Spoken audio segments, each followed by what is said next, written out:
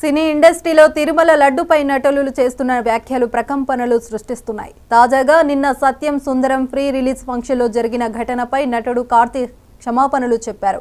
ఇక లడ్డు కావాలా అంటూ అడిగిన యాంకర్ కు ప్రస్తుతం సున్నితమైన అంశం అంటూ స్పందించలేనన్న కార్తీ చెప్పారు. ఇక దీనిపై జనసేనాని నేత పవన్ కళ్యాణ్ మండిపడ్డారు. తిరుమల పవిత్ర లడ్డుపై సెటర్లు వేశారంటూ కార్తీపై పవన్ మండిపడ్డారు. ఇక తిరుమల లడ్డుపై జోకులు వేస్తారంటూ పవన్ ఆగ్రహం వ్యక్తం చేశారు. సినిమాలో సనాతన ధర్మం గురించి మాట్లాడితే పద్ధతిగా మాట్లాడండి, లేదంటే మౌనంగా ఉండండి అంటూ హితవు పలికారు.